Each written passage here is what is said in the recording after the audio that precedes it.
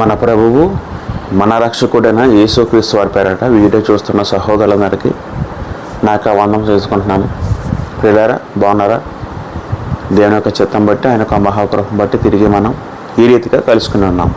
అందుని బట్టి మన తండ్రి అయిన దేవుడికి నిరంతరము స్తుతులు చెల్లింపబోదులమై ఉన్నాం.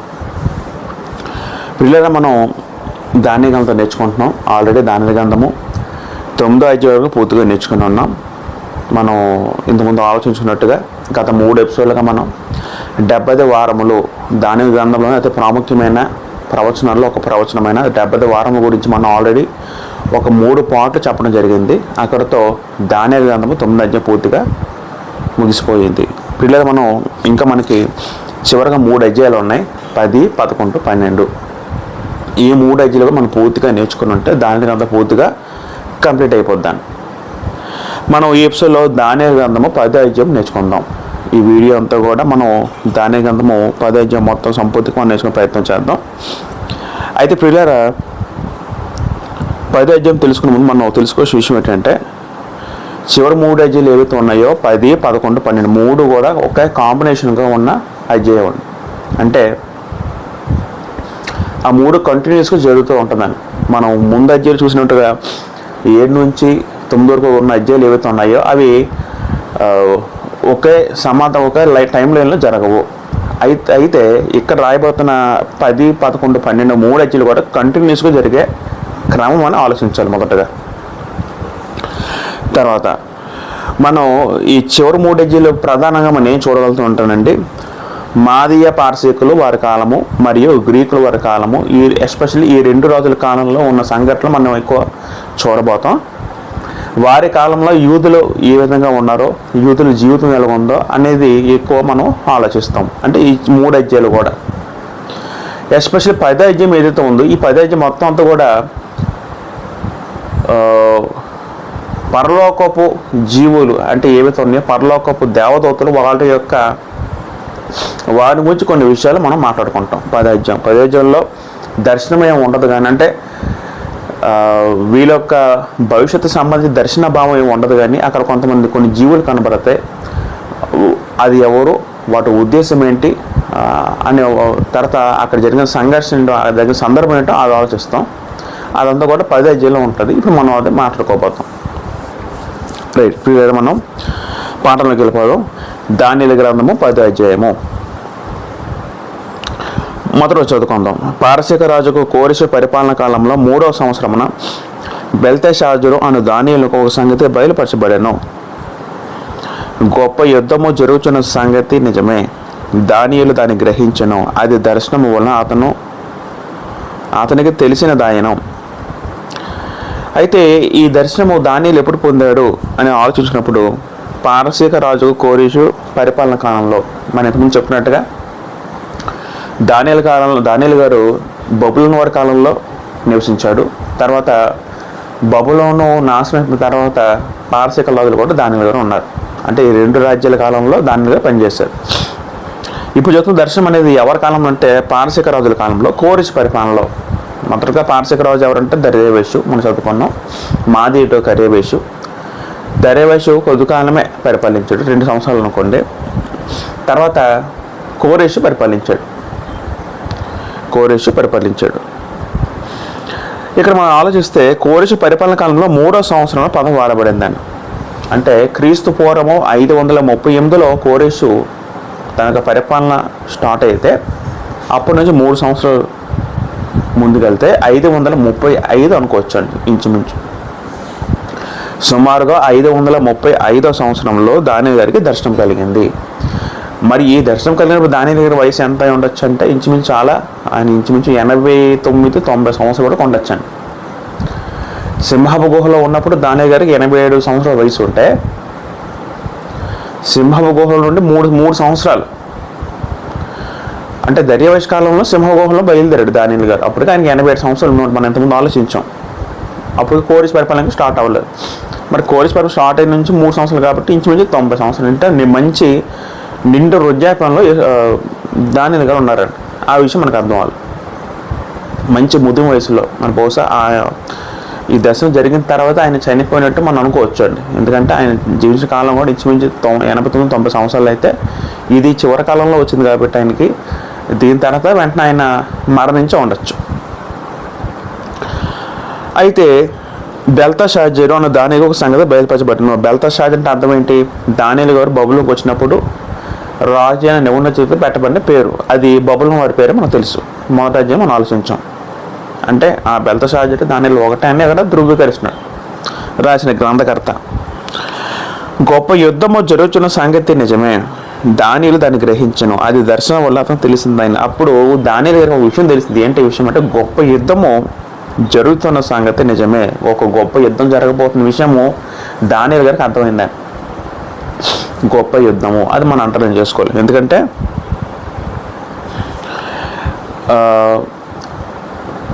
మనం చదువుకున్నట్టు బబులోను తర్వాత మాదీయ పారసీకులు వచ్చారు. మాదీయ పారసీకుల తర్వాత గ్రీకులు వారు వచ్చారు. గ్రీకుల తర్వాత రోమన్స్ వారు వచ్చారండి. మరి ఇలా రావడం అంటే ఇది కేవలం వచ్చి వెళ్ళిపోవడం అలా అర్థం చేసుకోకూడదండి. ఒకరు వచ్చారంటే ఆ వచ్చినప్పుడు ఎన్నో యుద్ధాలు జరుగుతాయి, భయంకరమైన మారణ హోమం జరుగుతుంది. దాని తర్వాత ఒక రాజ్యం మరొక రాజ్యం కలుతుందని. అదేవిధంగా ఇక్కడ కూడా ఒక యుద్ధం జరుగుతున్న విషయం దాని దగ్గరకు అర్థమైందండి. దీనికి యుద్ధానికి సంబంధం ఏంటంటే వాస్తవానికి మనం చదువుకున్న 9వ అధ్యాయంలో దానియేలు ప్రార్థన అంతా దేని గురించి చేశాడు? మళ్ళీ మీరు తిరిగి యెరూషలేము వెళ్ళాలి. వీళ్ళకి అసలు దానియేలుకి ఈ చుట్టుపక్కల రాజ్యాలు ఏమవుతున్నాయి ఈయనకి సంబంధం లేదండి. ఈయనకి అవసరం లేదు కూడా. ఈయన దానియేలు ప్రధాన ఉద్దేశం ఏంటంటే నేనున్న యెరూషలేము మందిరం నేను వెళ్ళిపోయాలి, యెరూషలేము పట్టణం అంటే మా జనానికి తిరిగి వెళ్ళాలి, ఎప్పట్లాగే చెరకు రాకముందు ఏ విధంగా ఉన్నారో ఆ విధంగా పరిపాలన అక్కడ కొనసాగాలి, ఆ విధంగా మేము అందరూ యెరూషలేములో బాగుండాలి, యెరూషలేములో ఉండాలి దాని కోరిక. తప్పే లేదు కదండి.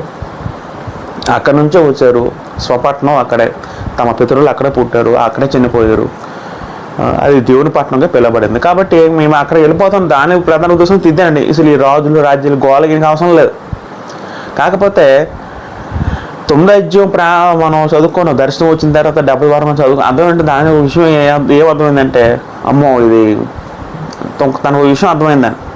ఇంకా పట్టణం కట్టబడినప్పుడు కూడా త్వరలో ఇంకా భయంకర యుద్ధాలు జరుగుతూ ఉంటాయి. మనం చదువుకున్నాం కదా, నాశనం చేసేవాడు వస్తాడు.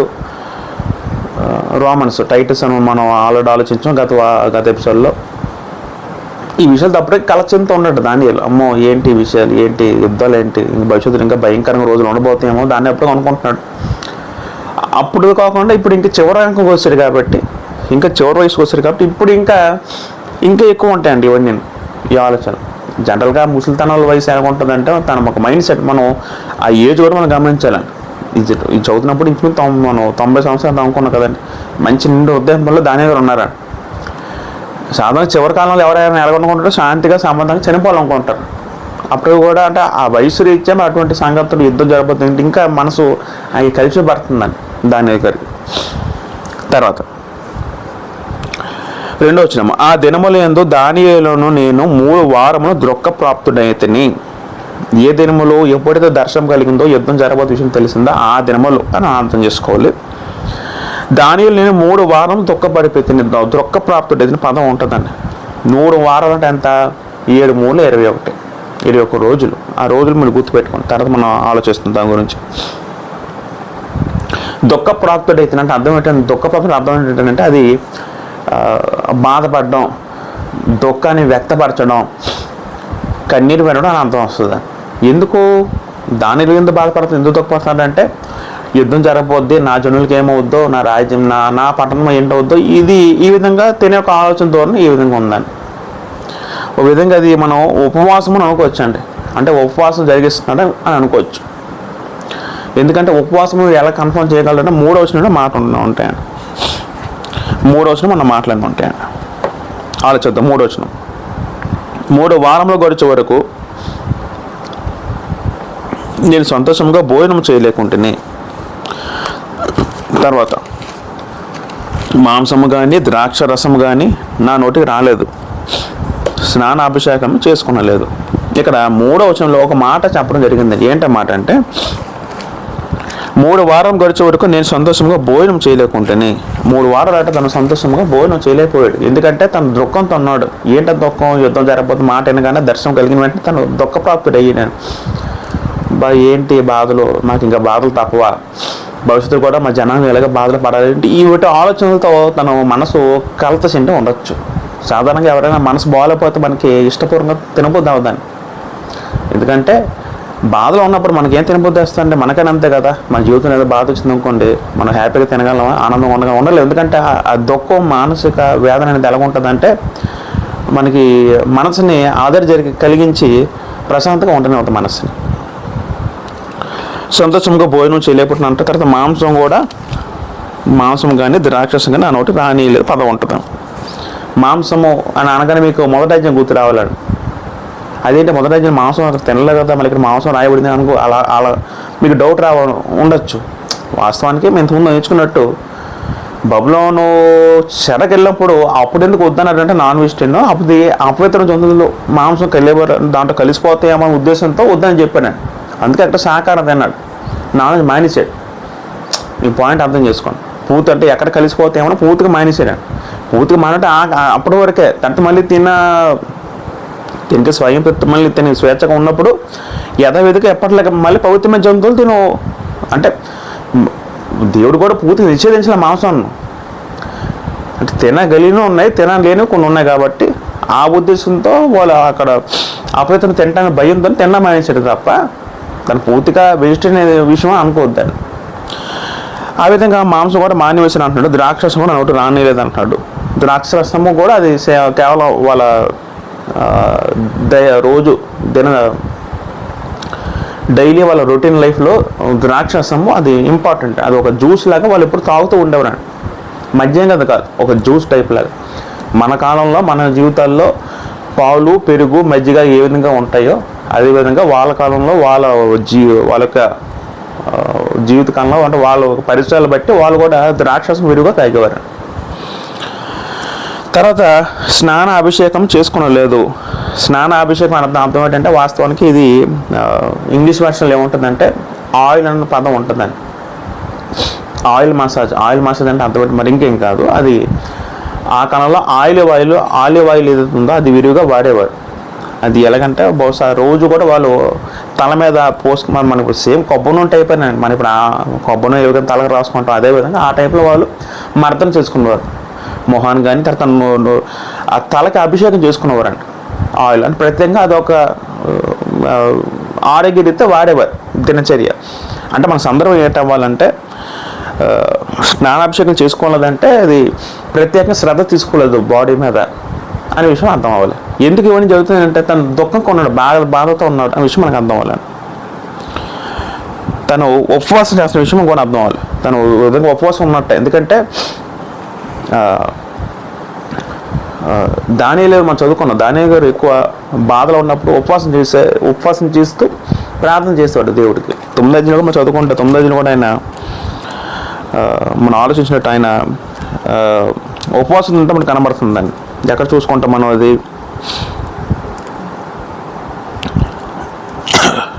9 అధ్యాయము 3లో చదువుకుంటే అంతటా గోనె పట్టి కొట్టుకొని ధూళి తలపని వేసుకుని ఉపవాసం ఉండే పదం ఉంటుంది. ఎందుకంటే ఎక్కువ భక్తుల జీవితాల్లో ఉపవాసం అనేది అవసరము. ఉపవాసం పాత నిబంధనల కాలంలో జరిగించేవారు. ఉపవాసం అనేది మనం ఇంతకుముందు ఆలోచించినట్టుగా దేవునితో కమ్యూనికేట్ అవ్వడానికి చాలా మంచి సాధనము. ఉపవాసం చేస్తే ఖచ్చితంగా ఉపవాసం ఉన్న వ్యక్తికి ఖచ్చితంగా దేవుడు వాళ్ళ ప్రార్థన వాళ్ళ మనవి ఖచ్చితంగా ఆలకిస్తారండి. యేసుక్రీస్తు కూడా భూమి మీద ఉన్నప్పుడు ఉపవాసం కొంచెం చెప్పే సందర్భాలు ఉంటాయి. మత్తయి సువార్త 6 అధ్యాయము 16-8 వచనాలు, తర్వాత 9 అధ్యాయము 14-15 వచనాలు, ఇవన్నీ కూడా ఉపవాసం గురించి చెప్పిన కొన్ని మాటలు ఉంటాయి. వీళ్ళైతే మనం తర్వాత చదువుకోండి. తర్వాత పేర్లో మనం చదువుకుంటే 4వ వచనంలో మొదటి నెల 24వ తేదీ నేను హిద్దెకెలను గొప్ప నది తీరమున ఉంటిని. అయితే పిల్లరా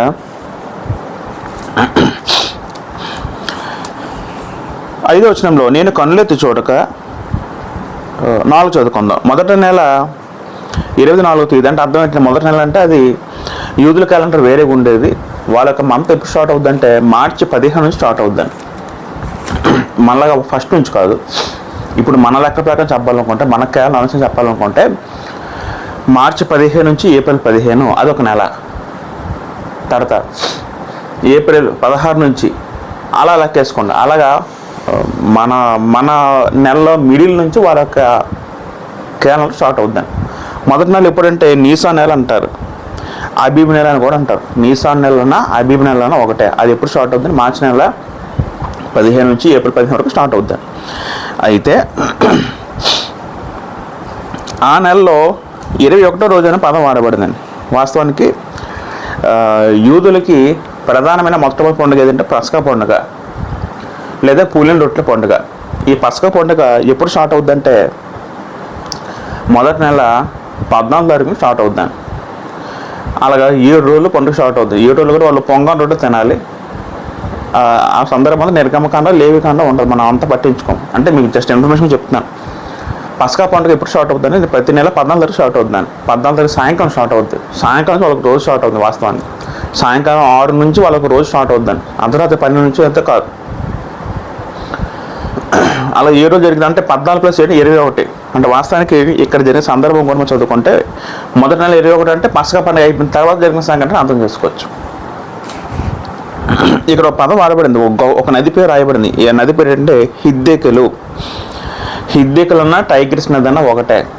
అదేం చేస్తుందంటే యూఫ్రటీస్ హిద్దెకెలు అది ఎక్కడ ఉంటుంది అంటేనండి, మన ఇంతకుముందు మీకు మ్యాప్ గీయడం జరిగింది. ఆ మ్యాప్లోని బబులోను రాజ్యము, పర్షియా రాజ్యము ఆ రెండింటి మధ్యన ప్రవహించిన నది ఏదైతే ఉందో అదే హిద్దెకెలు నది. అంటే బబులోను ఒక దేశాన్ని, పర్షియా దేశాన్ని వేరుపరిచే నది అని అర్థం చేస్తాం. ఆ రెండింటి మధ్యన ప్రవహించినది హిద్దెకెలు నది. అది చాలా గొప్ప పెద్ద నదిగా పేర్కొనబడింది. అది ఇప్పటికే ఉంది. అయితే అక్కడ ఒక దర్శనము కనబడిందని, ఆ దర్శనము అక్కడ కనబడిందని. 5వ చదువుకుందాం. నేను కనులెత్తి చూడగా నారబట్లు ధరించుకున్న ఒకడు కనబడెను. అతడి నడుమున మేలిమి బంగారు నడికట్టు ఉండెను. అతని శరీరము రక్తవర్ణపు రాతి వంటిది. అతని ముఖము మెరుపు వలె ఉండెను. అతని కన్నులు జ్వాలామయమైన దీపములను, అతని భుజములను పాదములను తలతలడు ఇత్తడినే పోలి ఉండెను. అతని మాటల ధ్వని నర సమూహపు కంఠ ధ్వని వలె ఉండెను.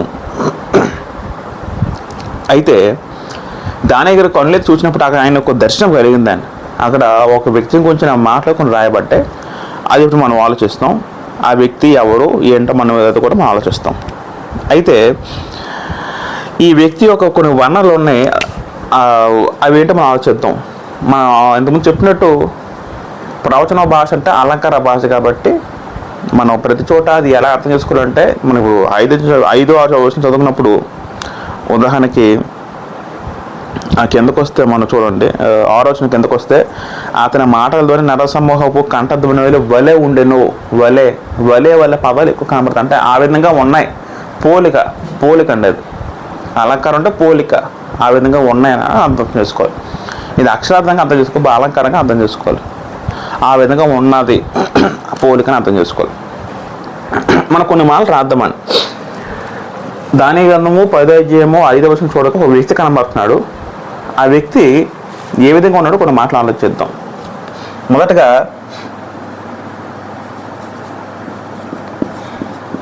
ఆ వ్యక్తి ఎటువంటి బట్ట కట్టుకున్నాడు? నారబట్ట అంటే అది సన్ అనే లెనిన్ క్లాత్, ఇంగ్లీష్లో లెనిన్ క్లాత్ అని పదం వాడింది. అంటే అది ఒక మంచి రిచ్ పీపుల్స్ వేసుకున్న బట్టలు అండి అది. తర్వాత అతని నడుమున మేలిమి బంగారు నడుకట్టు, నడుమున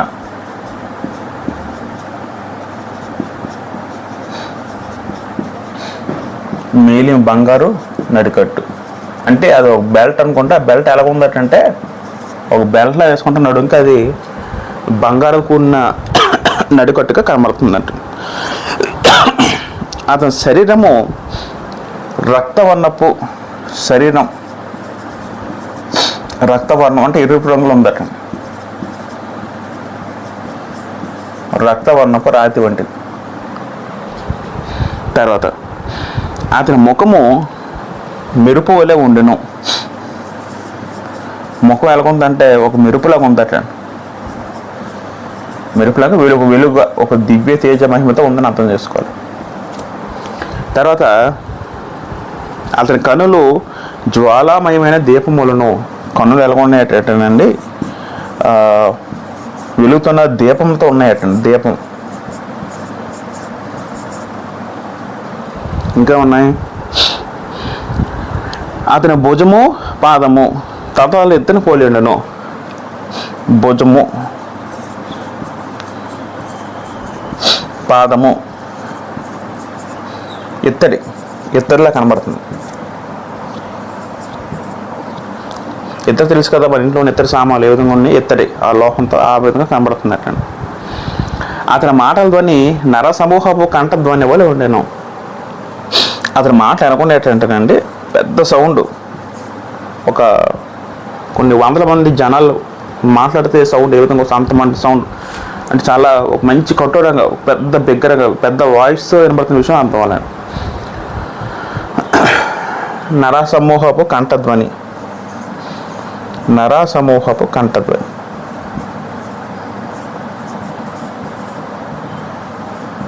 ఇది దర్శనము. ఈ దర్శనంలో ఏంటంటే దానియేలు గారికి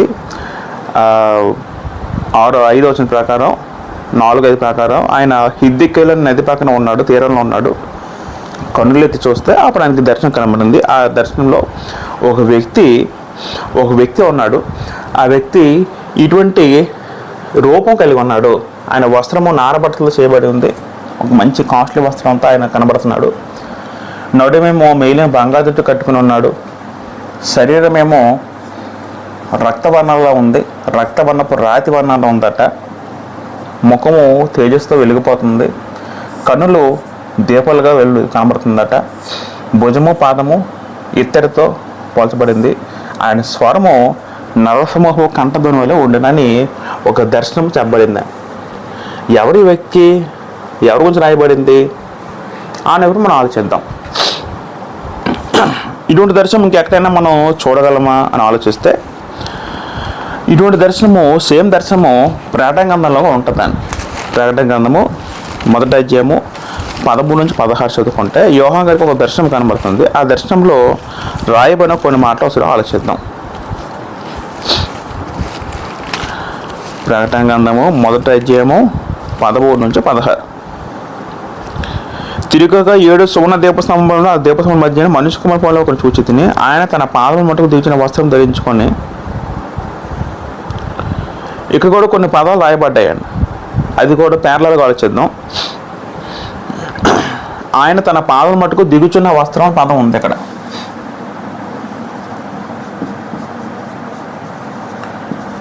దిగుచున్న వస్త్రము ఇది ఎక్కడ సందర్భం? ప్రకటన గ్రంథము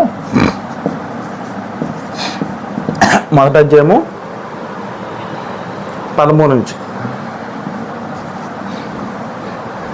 ఇంకా ముందు ఆలోచిద్దాం. రొమ్మునకు బంగారు దట్టి కట్టుకుని ఉండెను. ఇంకా రొమ్మునకు బంగారు దట్టి అన్నారండి. ఇంచుమించు రొమ్మన్న అంటే ఈ పాట్ ఎంత కూడా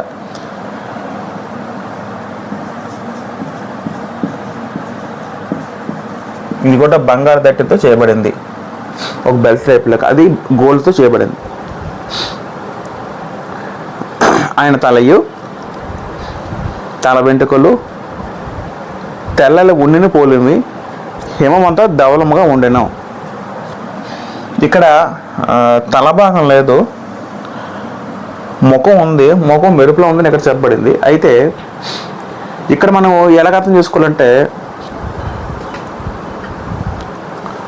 ఈ ముఖమన్నా ఇంచు తల భాగం ఒకటి అర్థం చేసుకుంటే ఒక విధంగా, ఇక్కడ ముఖం మెరుపులో కనబడుతుందని చెప్పబడింది. ఇక్కడ మనం చదువుకుంటే ఆయన తల వెంట్రుకలు అని చెప్పబడింది, తెల్లగా ఉన్న చెప్పబడింది. ఒకసారి మన 16 వచనం కిందకి వెళ్తే ఆయన ముఖము మహా తేజస్సుతో ప్రకాశించే సూర్యుని వల్ల ఉండిన పదం ఉందని. సూర్యుని వల్ల మహా తేజస్సు అనే పదం వాడబడింది. ముఖం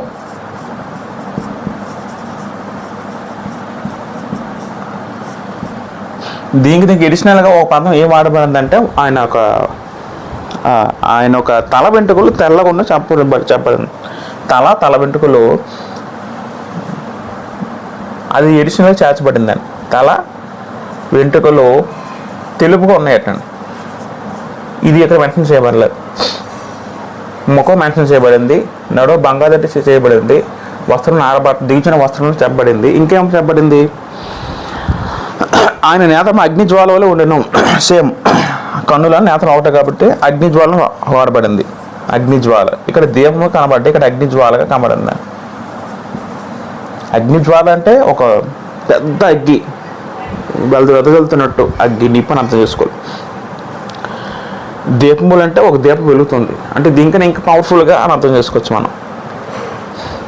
తర్వాత ఆయన పాదములో కొట్టింలో పూడం వేయబడి మెరయు చున్న అపరంజితో సమానమై ఉండెను. అపరంజి అంటే అదొక మిశ్రమం అండి. అది కూడా ఎత్తడి మరొక లోహ మిశ్రమం. ఇంచుమించు అపరంజి అన్న ఎత్తడన్న ఒకటే అనుకోవచ్చు. తర్వాత ఆయన కంఠస్వరము విస్తార జ్వల ప్రవాహం దాని వల్ల ఉండెను. విస్తార జల ప్రవాహం ధ్వని. ఇంచుమించు ఆయన స్వరం ఎలా ఉందంటే ఒక వాటర్ ఫాల్ దగ్గర మనం చెప్పిన వాటర్ ఫాల్ చూడగలిగితే వాటర్ ఫాల్ దగ్గర సౌండ్ ఎలాగ వస్తుందండి, వాటర్ ఫ్లో పడుతున్నప్పుడు పెద్ద సౌండ్ వస్తుంది. అటువంటి సౌండ్తో ఆయన కలిగి ఉన్నాడు. తర్వాత ఆయన నోట నుండి రెండంచులో వాడిన కట్టం ఒకటి వెరలు చూడని పదం ఉంటుంది. నోట నుండి అది ఇక్కడ రాయబడలేదు. నోట నుండి ఖడ్గం.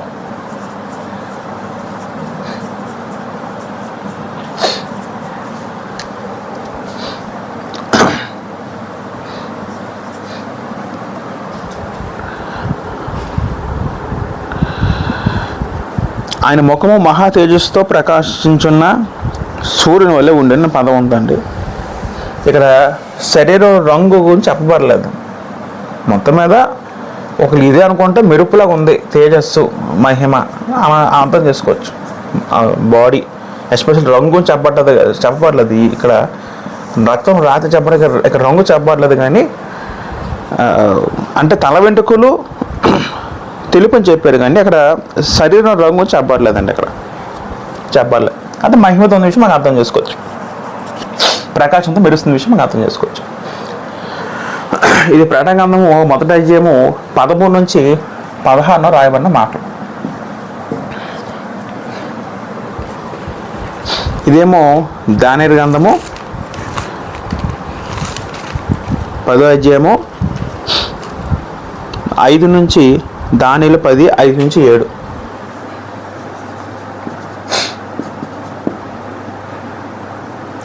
అధ్యాయము 5 నుంచి 7. ఇది దానియేలు గారికి కనబడిన దర్శనము. ఇది ప్రకటన గ్రంథంలో యోహానుకి కనబడిన దర్శనం. ఇటువంటి దర్శనం ఇంకెక్కడైనా మనకు కనబడుతుందా, ఇంకెక్కడైనా ఇంకా ఆలోచిస్తే ఇంకెక్కడైనా కనబడుతుందా అని ఆలోచిస్తే మరొక చోట కూడా ఒక దర్శనం కనబడుతుంది. అది ఎక్కడ మెన్షన్ చేయబడిందంటే యెహెజ్కేలు గ్రంథంలో ఉంటుందండి. యెహెజ్కేలు గ్రంథంలో మొదటి అధ్యాయము 26 చదువుకుంటే, వాటి తలలపైన ఉన్న ఆ మండలం మీద నీలకాంతమైన సింహాసనం ఒకటి కనబడెను. మరియు సింహాసనం వంటి దాని మీద నరస్వరూపి ఒకడు ఆసీనుడి ఉండెను. చుట్టూ దాని లోపల ఖర్చున ఇతరయు అగ్ని ఉంటే నాకు కనబడను. నడుము మొదలు వరకు ఆయన అగ్నిస్వరూపం కనబడను. చుట్టూ తేజమయుగా ఉండెను. 28. వర్షాకాలం కన్నా ఎంత రోజులు తేజస్సు దాని చుట్టూ తేజస్సు కనబడను. ఇది యెహోవా ప్రభావ స్వరూప దర్శనం అని అది యెహెజ్కేలు గ్రంథం మొదటి అధ్యాయంలో ఉంటుందండి. అంటే ఎంత డీప్గా వివరణ అక్కడ లేదు, కాకపోతే ఇటువంటి వివరణ లైట్గా మనకు కనబడుతుంది. పోనీ యెహెజ్కేలు గ్రంథం పక్కన పెడితే దానియేలు గ్రంథంలో ఉన్న 10వ అధ్యాయంలో ఉన్న ఈ మాటలు, ప్రకటన గ్రంథం మొదటి అధ్యాయం 13, 16 ఈ మాటలు సేమ్ ఒకేలా కనబడుతుందండి, ఒకే రకంగా మనకు ఉంటుందండి. అది ఎవరు వ్యక్తులు, ఎవరి గురించి ఈ మాట చెప్పబడుతుంది అని ఆలోచించగలిగితే, ప్రకటన గ్రంథం మొదటి అధ్యాయంలో మనం చదువుకుంటే ఆ వ్యక్తి ఎవరనేది గ్రంథమే చెప్పిందని. ఎక్కడ ఉంది ఆ మాట? ప్రకటన గ్రంథం మొదటి అధ్యాయం ఒకసారి మనం తిరిగేద్దాం.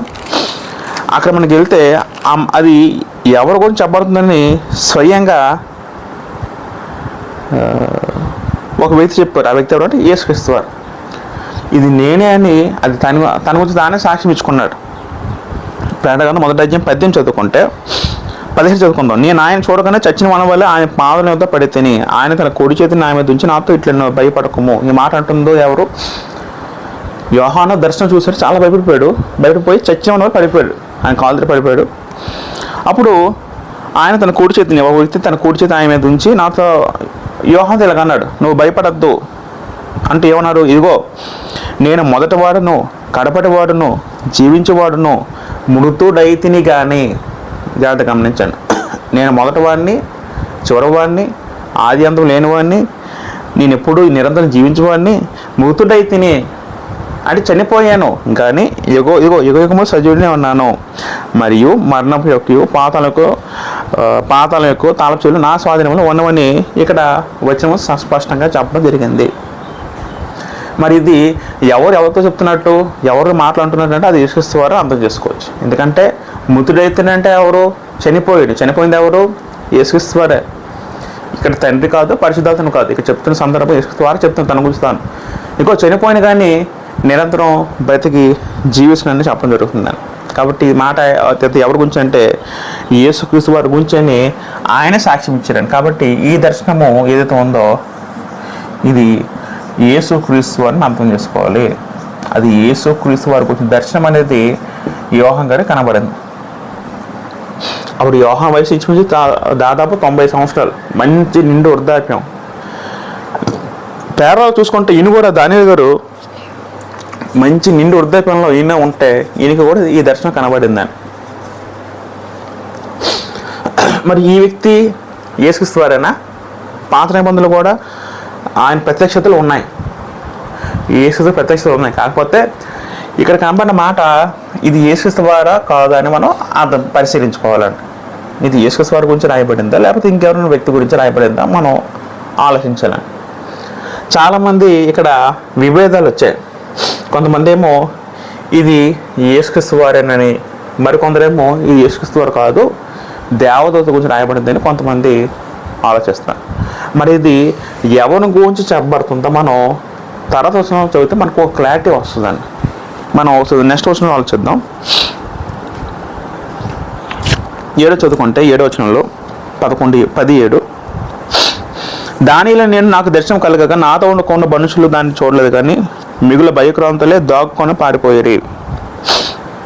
దానికి దర్శనం కలిగినప్పుడేమో తనతో ఉన్న మనుషులు ఎవరు వాళ్ళందరూ కూడా దాన్ని చూడలేదు. ఎందుకంటే చాలా భయంకరంగా ఉంది. ఆ భయక్రాంతులే దాగుకోని వాళ్ళని పారిపోయిన పదం ఉందని చూడండి. వాస్తవానికి దర్శనం కలిగినప్పుడు దానియేలు చుట్టూ ఉన్న జనులందరూ కూడా భయపడి పారిపోయిన అక్కడ గ్రంథం చెప్తుంది. వాస్తవానికి ఆయన నదీ తీరం ఉన్నప్పుడే బహుశా అంటే ఇది మనం ఎలా అర్థం చేసుకోవాలంటే నిజంగా నది పక్కన ఉన్నాడా, నది పక్కన ఉన్నప్పుడు దర్శనం కలిగిందా అని అర్థం చేసుకుంటా అదొక రకం అర్థం వస్తుంది. అంటే భౌతికంగా నది పక్కన ఉన్నప్పుడు వెంటనే దర్శనం కలిగిందా, లేకపోతే ఆయన పడుకున్నప్పుడు నిద్రలో కలిగిందని ఇక్కడ ఆ విధంగా నిద్రలో ఆయన నది పక్కన ఉన్నప్పుడు అప్పుడు దర్శనం కలిగిందా అని మనం ఆ విషయం ఆలోచించుకోవాలండి. వాస్తవానికి సేమ్ ఇటువంటి మన దర్శనం ఎక్కడంటే దానియేలు గ్రంథము 8 కూడా సేమ్ ఇటువంటి దర్శనం మనం చదువుకున్నాం ఆల్రెడీ. ఒక పొట్టేలు మేకపోతే చదువుకున్నప్పుడు ఆయన కూడా ఒక నదీ తీరంలో ఉంటాడండి. అక్కడ 3వ వచనంలో నేను ఓలయ నది పక్కన ఉన్నట్టు నాకు దర్శనం కలిగిన పదం ఉంటుందండి అక్కడ.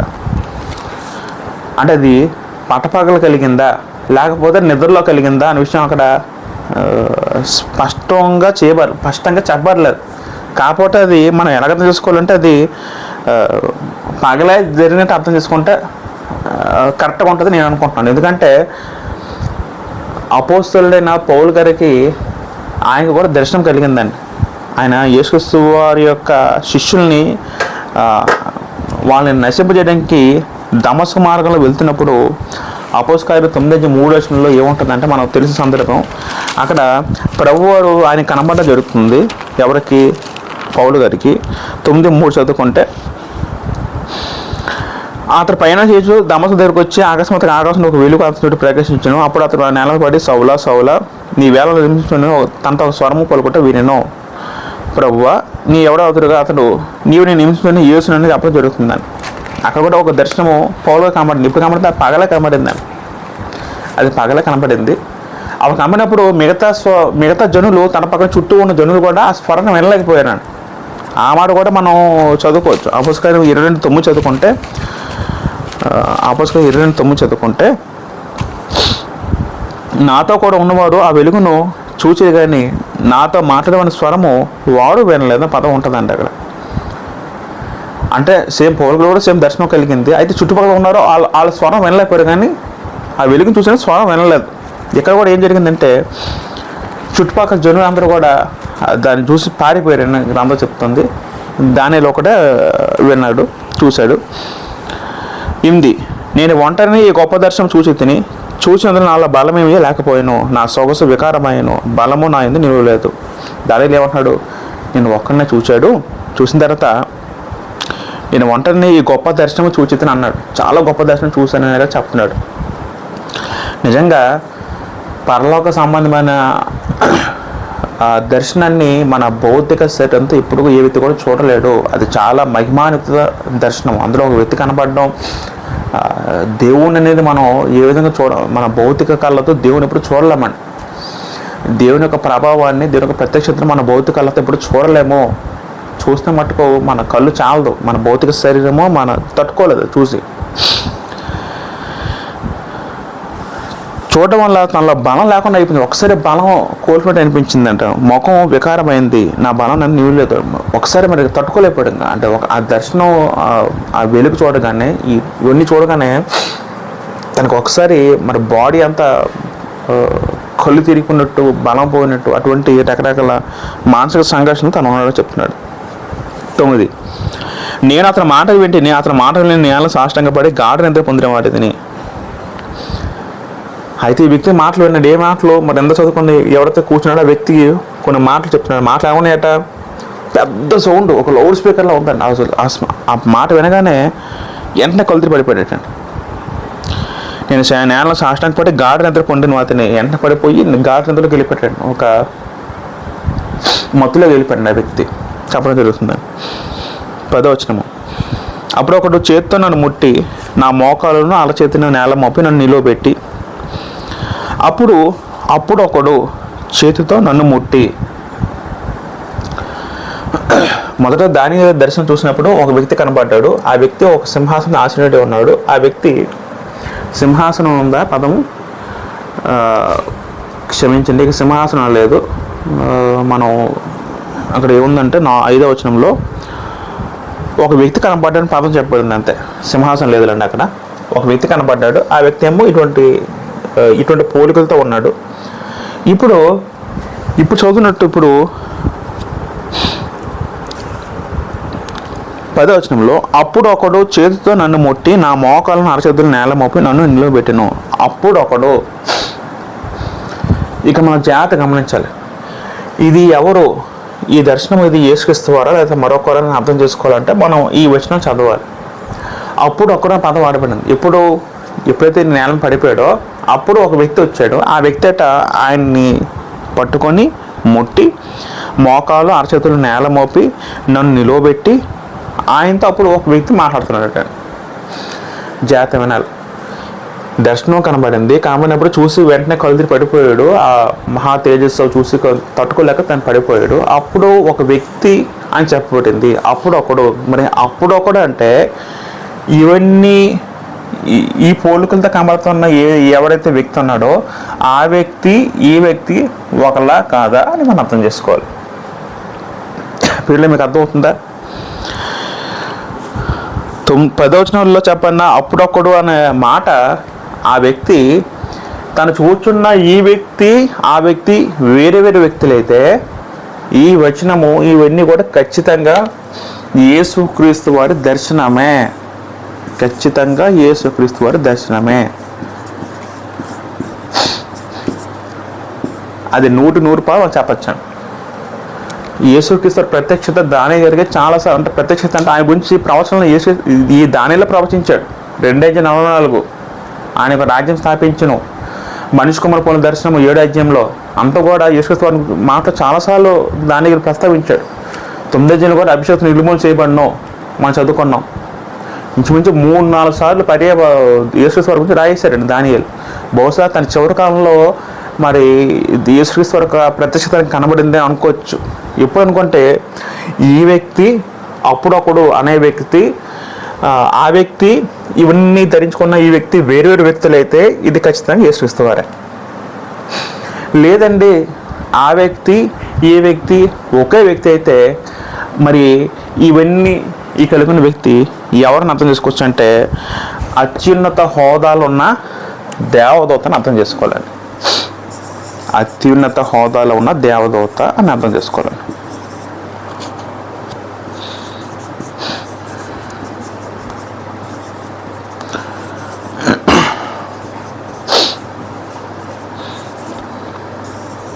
ప్రియులే, మీకు అర్థమవుతుంది కదా. ఇది ఎవరు అని తెలుసుకోవాలంటే మనకు గ్రంథం చెప్పలేదు. ప్రకటనలో ఇది నేనండి యేసుక్రీస్తు చెప్పారు. ఇదిగో మృతుడైతే నేను చనిపోయాను తిరిగి లేచి చెప్పారు కదా, అది కన్ఫర్మ్ అయింది యేసుక్రీస్తు వారు. పాత నిబంధనలు ఇది ఎవరైనా మనం ఎలా తెలుసుకోవాలి, ఎలా ఫైండ్ అవుట్ చేయాలి, మనకి ప్రూఫ్ ఎట్లేదు. ఇది గ్రంథం చెప్పుకుంటే ఇంకా సమస్య ఎట్లేదు.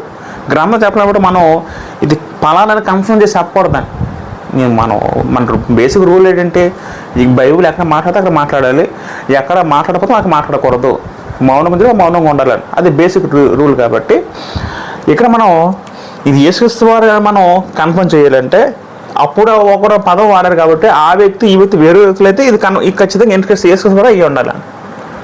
లేదు ఆ వ్యక్తి ఈ వ్యక్తి ఒకరే అయితే మరి ఈ వ్యక్తి ఎవరు ఉంటారో ఒక దేవదూత అయ్యి ఉండాలని. ఆ దేవదూత ఎలా ఉన్నారంటే ఒక మంచి హోదాలో ఉన్న దేవదూత. ఎందుకంటే దేవదూతలు కూడా వాళ్ళు కూడా మహిమ రూపంలో ఉంటారు, ఆత్మస్వరూపులు, ఆత్మజీవులు కాబట్టి వాళ్ళు కూడా మహిమతో తేజస్తో కనబడతారు. మనం ఇంతకుముందు కూడా చాలా వచనాలు చదువుకుంటే కొన్ని వచనాల్లో గబ్రియలు కనబడినప్పుడు ఆయన కూడా తేజస్తో కనబడినప్పుడు గబ్రియలు దానికి భయపడ్డాడు. మనం చదువుకున్నాం ముందు అధ్యాయంలో కూడా రైట్. అయితే 11 చదువుకుంటే 11లో దానియేలు నీవు బహు ప్రియుడు కనుక నేను నీ యొద్దకు పంపబడితే సేమ్ గబ్రియలు ఇంతకుముందు అన్న మాట ఇదే మరి రిపీట్ చేస్తున్నాడు. దానియేలు ఒకటి చూడండి,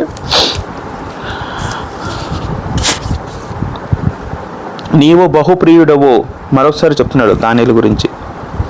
నీవు బహుప్రియుడు కనుక నీవు చాలా ఇష్టమైన వాడవు దేవుడికి, నువ్వు చాలా ప్రియమైన వాడవు.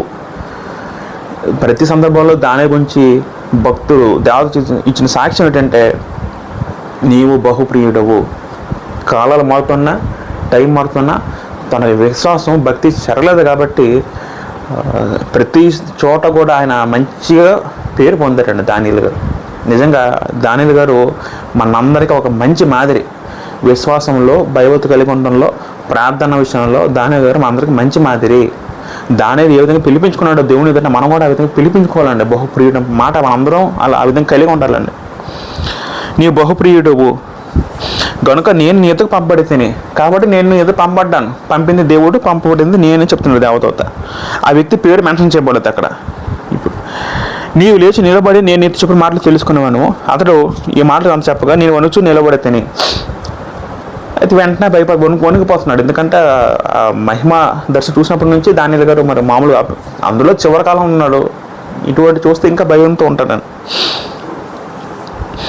అప్పుడు అతడు దానియేలు భయపడకము, నీవు తెలుసుకున్న వాళ్ళని నీ మనసు అప్పగించి దేవుని ఎదుట నిన్ను తగ్గించుకున్న ఆ మొదటి దినం మొదలుకొని నీవు చెప్పిన మాటలు వినబడిన కనుక నీ మాటలు బట్టి నేను వచ్చి తిని.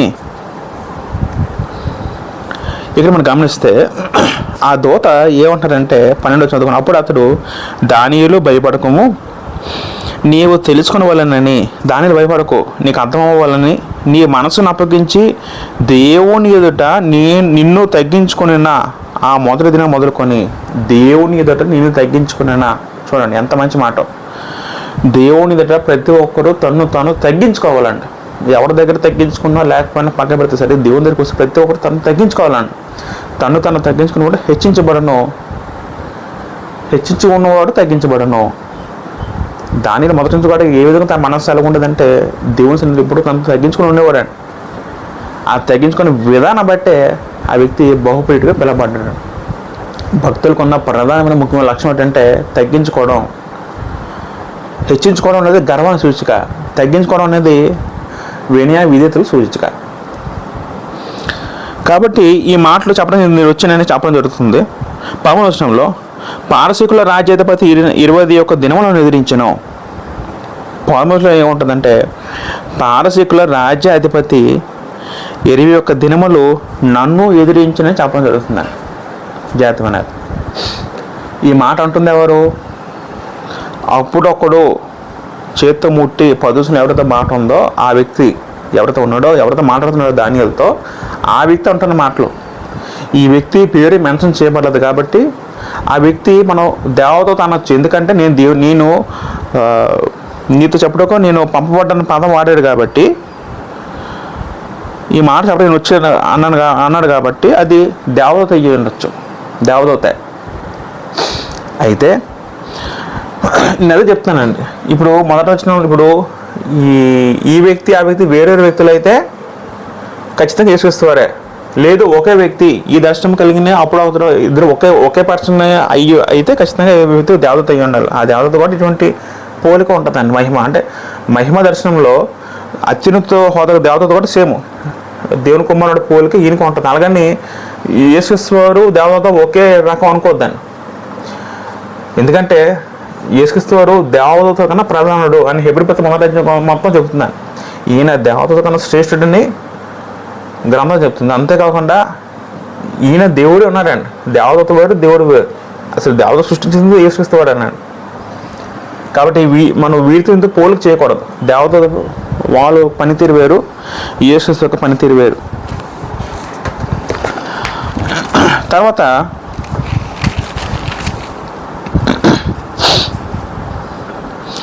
పారసీకుల రాజ్యాధిపతి 21 దినములు నన్ను ఎదిరించిన పదం వాడారు. అంటే దేవదూత అంటున్నాడు. పారసీకుల రాజ్యాధిపతి అంటే ఎవరు? ఇక మనకు క్లారిటీ రావాలి. అంటే కోరేశ్వరాజు నన్ను ఎదిరించిన అంటున్నాడు. ఎవరిని ఎదిరించాడు? దేవదూత ఎదిరించాడు. ఇక్కడ విషయం మనకు అర్థం అవ్వాలండి. ఇంకా చెప్తుంది దాని గురించి. ఇంకా పారసీకుల రాజుల సముఖాన్ని నిలువబడి ఉండగా ప్రధాన అధిపతులలో మిఖాయేలును ఒకరు నాకు సహాయం చేయవచ్చును. ఇక్కడ ఈ వచనం కొంచెం కష్టతరంగా ఉంటుందండి అర్థం చేసుకోవడానికి. వచ్చిన దేవదూత ఏమంటారంటే పారసీకుల రాజును ఎదిరించిన అంటున్నారంట. అంటే రాజు ఎదిరించినటువంటి దేవదూతనే వచ్చింది దేవదూత. ఈ దేవదూత ఈ పారసీక రాజు ఈయన ఎదిరించడం ఏంటి అంటే ఇక చెప్తున్న మాట భౌతికమైన రాజు గురించా లేకపోతే వేరే దాని గురించి అంటే ఇది భౌతిక రాజు గురించి అయితే కాదు. జాతివనాలు చెప్పబడుతున్న 13 వచ్చిన మాట పారసీకుల రాజాధిపతి అంటే అది అప్పుడున్న కోరేశ్వర రాజు గురించి అయితే కాదని. మానవులు ఆత్మజీవులతో మనం వాళ్ళతో యుద్ధం చేయలేము, వాళ్ళతో కమ్యూనికేట్ చేయలేము. అది వేరే సందర్భం. భక్తులకు తప్ప బయట వ్యక్తులకు ఎవరు అలా చేయలేరు. ఆత్మజీవులు ప్రత్యక్షంగా భౌతిక జీవులతో ఎవరు కూడా వాళ్ళ యొక్క యుద్ధం కానీ సంఘర్షణ కానీ వాళ్ళు చెయ్యరు. మరి దేవుడు చెప్పబడుతుందంటే ఇక్కడ పారసీకుల రాజ్యాధిపతి అంటే అర్థం ఏంటంటే వాడి వెనకాతలో ఉన్న సాతాను దూతతో అని అర్థం చేసుకోవాలని. చూసారా మీకు ఎంత చాలా సమర్మాజం కలిగించేలా ఉంది మాట. దేవుని దూత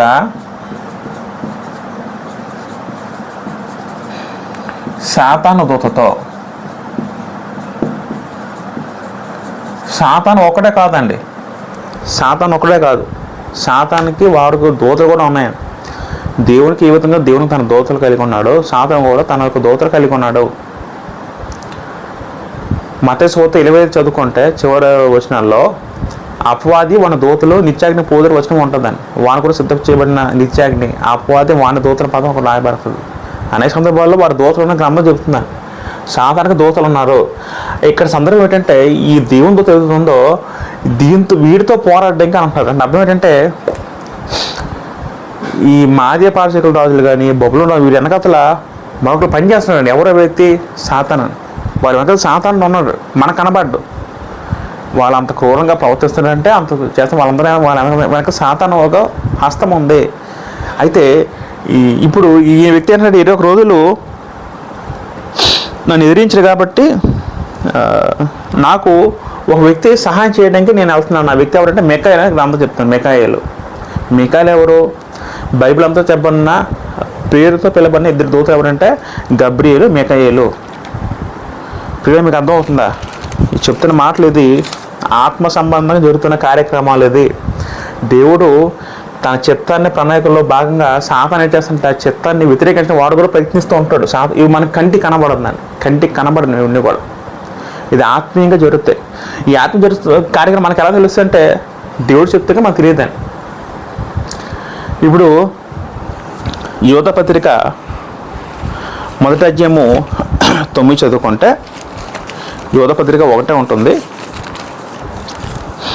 9 చదువుకుంటే, అయితే ప్రధాన దూతని మికాయేలు అపవాదితో వాదించు మోషే యొక్క శరీరం గురించి తర్కించినప్పుడు దూషించి తీర్పు తెగింపు ప్రభువుని గద్దించిన కాక అనేను. ఒక సందర్భంలో యోధ పత్రికలో ఏమి రాయబడిందంటే, అయితే ప్రధాన దూతని మికాయేలు అపవాదితో వాదించు మోషే యొక్క శరీరం గురించి తర్కించినప్పుడు. అంటే అర్థం ఏంటి? మోషే చెప్పినప్పుడు అతని సమాధి ఎక్కడ కనుగొనబడలేదు, మనకు తెలిసిన సందర్భం. అయితే ఇక్కడ ఏం చెప్తుందంటే మికాయేలు అపవాదితో వాదించు, అంటే మికాయేలుకి అపవాదికి డిస్కషన్ అయిందటండి. ఎప్పుడైంది అది? మోషే చెప్పిన తర్వాత అయిందటండి. శరీరం గురించి డిస్కషన్ అయిందటండి. ఇది బైబిల్ ఎక్కడ చెప్పబడలేదు, కానీ యోధ పత్రిక చెప్పబడింది. అంటే కొన్ని రహస్యాలు దేవుడు మనకు బయలుపరచలేదు. ఈ సందర్భంలో మనకి ఏమర్థం అవుతుందంటే, ఈ సందర్భం జాగ్రత్తగా గమనిస్తే భౌతిక విషయాలు కాకుండా ఆత్మీయంగా కొన్ని విషయాలు జరుగుతూ ఉంటాయండి. అవి మన కంటికి కనబడవండి. ఈ పాయింట్ అర్థమవుతుందండి. అక్కడ మికాయేలు సాతాను వాదించినట్టు దేవుని వాదిస్తున్నాడు. మికాయేలు అంటే ప్రధాన దూత. ఇక్కడ కూడా ప్రధాన దూత సహాయం ఇక్కడ చెప్పబడింది. అంటే మానవుల కంటికి కనబడకుండా కొన్ని విషయాలు జరుగుతూ ఉంటాయి. అది మనకు అవసరం. అంటే అది ఆత్మ సంబంధం కొన్ని విషయాలు జరుగుతూ ఉంటాయి. దాంట్లో సాతాను దూతలు మన ప్రభువైన దేవుని దూతలతో వాళ్ళు కొన్ని వ్యవహారాలు ఉంటాయి. వాళ్ళకి యుద్ధాలు జరుగుతూ ఉంటాయి. మన కంటికి కనబడింది. దేవునికి ప్రణాళికలు నిర్వహించడానికి దేవుడి దూతలు పనిచేస్తుంటే ఆ ప్రణాళికలు చెడగొట్టడానికి సాతాను వాడికి దూతం వాడుకుని ఉంటాడు. విషయం మనకు అర్థం వల్ల రైట్. ఇంకా చదువుకుంటే, అది మికాయేలు నాకు సహాయం చేసి వచ్చిన అంటాడు. ప్రధాన చెబుతాడు మికాయేలు అంటే ఆయన ఒక దేవుని దూత. ఆ మికాయేలు ఎలా కనబడతాడు? ఒక యుద్ధ వీడికి కనబడుతాడు. ఆయన ఎప్పుడు కత్తి పట్టు ఒక యుద్ధ వీడిలో కనబడుతాడు మికాయేలు ఎప్పుడు కూడా. 14, ఈ దర్శనం సంగతి ఇంకా అనేక దినములు జరగదు. అయితే దినములు అంతమంది నీ జనమునకు సంభవింపబో ఈ సంగతి గురించి నీకు తెలియజేయవలసిన అతను నాతో చెప్పిన. ఈ దర్శనము చాలా జరుగుతున్నాయి అక్కడ చెప్పడం జరుగుతుందండి. అయితే దినముల అంతమందు నీ జనమునకు సంభవింపబో సంగతిని నీకు తెలియజేయవచ్చును కనుక అతను నాతో చెప్పను. దినముల అంతమంటే సాధారణంగా దినముల అంతం పదము పలు రకాలుగా గ్రంథంలో వాడబడింది. చాలామంది కొంతమంది యేసు రాకడ సూచించే దినం అనుకుంటే కొన్ని పర్యాలు ఎలా వాడబడిందంటే, ఉదాహరణకి హెబ్రీ పత్రిక 1వ అధ్యాయం చదువుకుంటే ఈ దినముల అంతమంది పదం వాడబడింది. అక్కడ హెబ్రీ పత్రిక 1వ అధ్యాయం 1వ వచనంలో అక్కడ ఏముంటుందంటే, 2వ చదువుకుందాం. ఈ దినముల అంతమంది కుమారుని ద్వారా మనతో మాట్లాడిన పదం ఉంటుంది. అంటే దినముల అంతం అర్థం ఏంటి? అక్కడ అది ధర్మశాస్త్రం ముగింపు రోజులండి.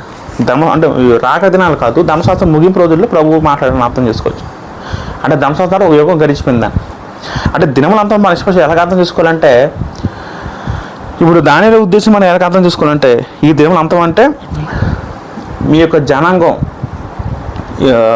వాళ్ళ యొక్క అంతం అప్పుడు, అంటే అది వాళ్ళ టైంలో జరుగుతుంది అని అర్థం చేసుకోవచ్చు. ఇక్కడ స్పెషల్లీ నీ జనముకు సంభవింపబోవని పదం. నీ జనము అంటే చెరలో ఉన్న జనాంగం, మీ యొక్క జనాంగం గురించి అని అర్థం చేసుకోవాలి. సందర్భం ఆలోచించాలి. నీ జనము. 15, అతని మాటలు చెప్పక నేను నా ఒక నేల కొంచెం మౌనం అయితేని అప్పుడు నరస్వరూపిగా ఒకడు నా పెదవులను ముట్టగా నేను నోరు తెచ్చి ఎదుట నిల్చొని వాంతి ఇట్లాంటిని. తర్వాత మరొక వ్యక్తి వచ్చి తన పెదవులు ముట్టారటండి. అప్పుడు నోరు తెచ్చి ఇలా మాట్లాడుతున్నాడు. అప్పుడు దానిలో ఎవరైతే దేవతతో దానితో మాట్లాడుతున్నాడో ఆ వ్యక్తితో దానిలో అంటాడు, నా ఏలిన వాడ, ఈ దర్శనం వల్ల నాకు వేద కలిగింది, నా బలం తొలగిపోయాను. దర్శనం వల్ల నాకు బలం నా ఒంట్లో తొలగిపోయింది, చాలా బాధతో నాకు బాధ కలిగింది చెప్తున్నాడు. నా ఏలిన వాడినైనా దాసుడైనా నేను ఏలిన వాడితో ఎలాగ మాట్లాడుదును? నా బలం తొలగిపోయాను, ఊపిరి విడలేకుండా చెప్పగా అతను మరలా నన్ను ముట్టి నన్ను బలపరిచి, చూడండి, దానియేలుతో కమ్యూనికేట్ చేస్తున్న ఒక దేవదూత ఉన్నాడు. ఈ వ్యక్తి ఒక మరొక వ్యక్తి వచ్చి ఆయన పెదలు ముట్టడం జరిగింది. అప్పుడు ఈ దానియేలు ముందు తనతో ఎవరైతే మాట్లాడాడో ఆ వ్యక్తితో అంటున్నాడు. ఇక్కడ మొత్తం ముగ్గురు వ్యక్తులు కనబడుతున్నారు. ఒకరు యేసుక్రీస్తు, రెండు దేవతలు ఒకటే అయితే ఎదురు కనబడతారు. ఈయన వేరు అయితే మొత్తం ముగ్గురు కనబడతారు. ఇప్పుడు నా ఏలివాడి దర్శనంలో నా వేదన కలిగిన బలం తోలిపోయాను అంటున్నాడు. 17లో నా ఏలివాని దాసుని నేను ఏలివాడితో ఎలాగ నేను మాట్లాడదును, నా బలం తోలిపోయాను, ఊపిరి విడలేకున్నాను. తన యొక్క బాధ చెప్తాను, నేను ఊపిరి విడలేకపోతాను, చాలా కష్టంగా ఉంది, నాకు చాలా భయంకరంగా ఉంది, తన యొక్క బాధ చెప్తున్నాడు. 18 అతను మరలా నన్ను ముట్టి నన్ను బలపరిచి, నీవు బహుప్రియుడు, నన్ను భయపడకము, నీకు శుభమవును గాక, ధైర్యం తెచ్చుకోమని నాతో చెప్పాను. అతను మరలా నన్ను, అంటే ముందు దానియేలుతో ఎవరైతే మాట్లాడారో విషయాలు ఆ వ్యక్తి అంటున్నాడు, నీవు బహుప్రియుడువు, నువ్వు చాలా ఇష్టమైన, నువ్వు భయపడకయ్యా, నువ్వు దేవుని భక్తుడు, నీకింద భయం, నువ్వు చాలా ఇష్టమైన వాడు, నిన్ను ఎవరు హామీ చేయడానికి రాలేదు, నువ్వు భయపడద్దు అని అక్కడ హామీ ఇస్తున్నాడు. నీకు శుభమవును గాక, అంటే జనరల్గా యూదుల టైంలో శుభమవును గాక అనేది కామన్గా ఒక వ్యక్తిని ఉద్దేశించి కామన్గా మాట్లాడే క్షేమ సమాచారం. మామూలుగా యేసు కూడా ఆయన పునరుద్ధరణ చెంది కాబట్టి శిష్యులు కామన్నప్పుడు మీ అందరూ శుభం కలుగునాక ఆయన పదం వాడతారండి అక్కడ. అలాగా అతను ఇట్లా నేను ధైర్యం తెచ్చుకొని నీవు నన్ను ధైర్యపరచదు కనుక నా ఏలేమని నీవు ఆజ్ఞమ్మని చెప్పి తిని. 20 అతను ఎందుకు నీ ఎదురుకు వచ్చేతనో అది తెలిసినది కదా, నేను పారసీడకు అధిపతి యుద్ధం చెట్టు మరలా పోయేదను, నేను బయలుదేరిచుండగానే గ్రీకుల దేశంకి అధిపతి వచ్చాను. ఆ వ్యక్తి ఏమంటున్నాడు, ఇగో నేను పారసీక అధిపతితో యుద్ధం చేసి మళ్ళీ వెళ్తాను, అక్కడ వెళ్ళగానే గ్రీకులకు దేశంకి అధిపతి వచ్చిన పదం వాడుతున్నాడు. అంటే ఇక్కడ వాస్తవానికి 540 నుంచి వీళ్ళ యొక్క రాజ్యపాలన స్టార్ట్ అయితే మాదీయ పారసీకులు ఇంచుమించు క్రీస్తు పూర్వం 330 వరకు వీళ్ళ యొక్క పరిపాలన సాగింది. 200 సంవత్సరాల పైగా వీళ్ళ పరిపాలన సాగింది. 330 తర్వాత గ్రీకుల రోజు మొత్తం ఆక్రమించుకున్నారు. అప్పుడు గ్రీకులు ప్రపంచం జయించే రాజుగా ఉన్నారు. ఇక్కడ ఈ దేవత ఏమంటారంటే, ఇగో నేను ముందు పారసీక రాజు అధిపతి యుద్ధం చేస్తున్నాను, ఆ తర్వాత గ్రీకుల దేశం అధిపతి వస్తుంది అన్నారు. అంటే ఇక్కడ యుద్ధం చేస్తున్న మాట అది మన భౌతిక యుద్ధం అయితే కాదు, అది ఆత్మ సంబంధంగా సాతాను దేవతతో జరుగుతున్న యుద్ధం మనం భావించాలి. తర్వాత గ్రీకులు వస్తారని చెప్పడం జరిగింది. 21 చదువుకుంటా, అయితే సత్యగ్రంథం ముందు రాసినైతే నేను నీతో చెప్పేదను, నీ అధిపతి యొక్క మిఖాయేలు గాక ఈ సంగతి గురించి నా పక్షం నిలబడిన వాడు తెగించబడి ఒకడు లేని అక్కడ దేవత చెప్తున్నాడు. అయితే సత్యగ్రంథం ముందు రాసిన నీతో చెప్పేదను. సత్యగ్రంథం అంటే అది పరిశుద్ధ గ్రంథము. ఈ గ్రంథంలో ఏదో రాస్తే నీకు అది నేను చెప్తున్నాను. మీ అధిపతికి మిఖాయేలు ఈ సంగతి గురించి నా పక్షముగా నిలువ తెగించిన వాడు ఒకడును లేడు. ఇక్కడ మరొక పాత్ర ఎస్పెషల్ మిఖాయేలు గురించి చెప్పబడుతుంది. మిఖాయేలు అంటే దేవుని సైనికుడు, దేవుని దేవదూత. ఆయన వంటి వాడు ఇంకెవడు లేడు, ఆయన సహాయం చేయాలని మిఖాయేలుని హెచ్చిస్తున్నట్టు చెప్పబడుతుంది. కాబట్టి ఇప్పుడు మనకేమనుకోవాలంటే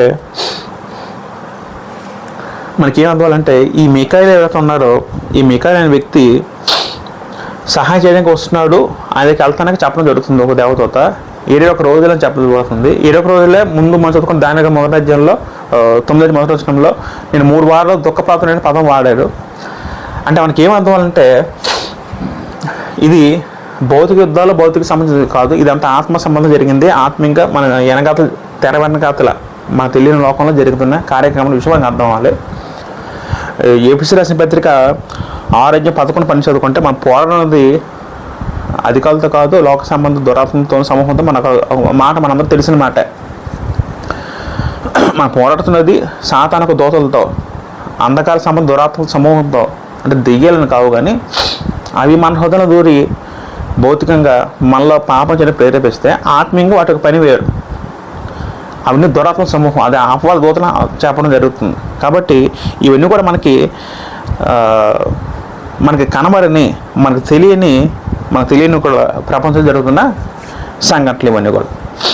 వాస్తవానికి దేవదూతలు వాళ్ళకి కూడా పనులు ఉన్నాయండి. దేవదూతలు కూడా ఖాళీగా ఉండవు. వారికి దేవుడు కొన్ని పనులు నియమించాడు. ఉదాహరణ కొన్ని మాటలు మనం చదువుకుంటే లోకసవత 16:22 చదువుకుంటే అక్కడ దేవదూత లాజరు చనిపోయినప్పుడు అలా తీసుకెళ్ళడం మనం చూస్తాం. దేవదూతతో కొనుక్కోవడం పదం అక్కడ ఉంటుందని. మత్తయి 18:10 ఏముంటుందంటే యేసుక్రీస్తు చిన్నపిల్లలు ఉద్దేశించి చిన్నపిల్లలతో వాళ్ళ సంరక్షణకి దేవదూతలు కాపాడుతారని మత్తయి 18:10 ఉంటుంది. మీరు అన్నీ చదువుకోండి వీలైతే. మత్తయి 18:10 ఆ మాట ఉంటుందని.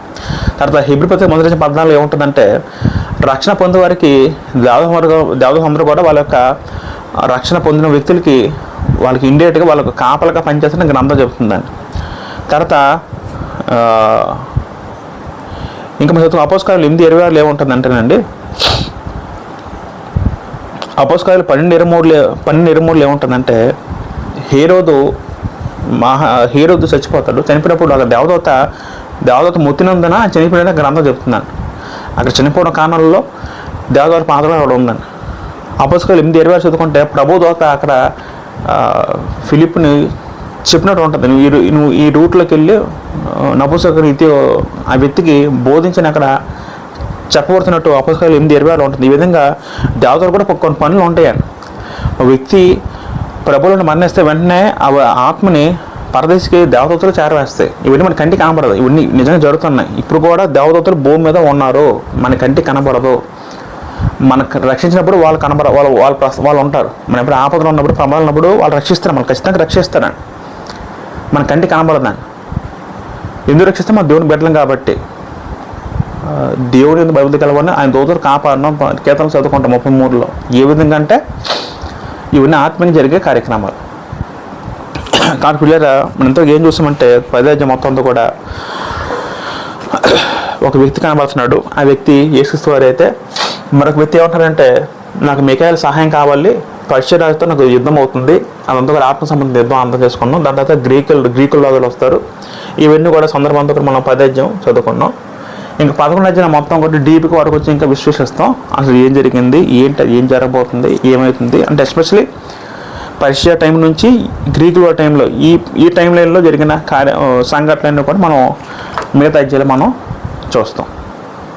ఇంతవరకు వాక్యం ఓపికగా విన్న సహోదరులందరూ మరొకసారి నాకు హృదయపూర్వక వందనం తెలుసుకుంటున్నాం. అందరికీ వందనాలు. ప్రభు చిత్తం అయితే మనం మరొకసారి మనం కలుసుకుందాం.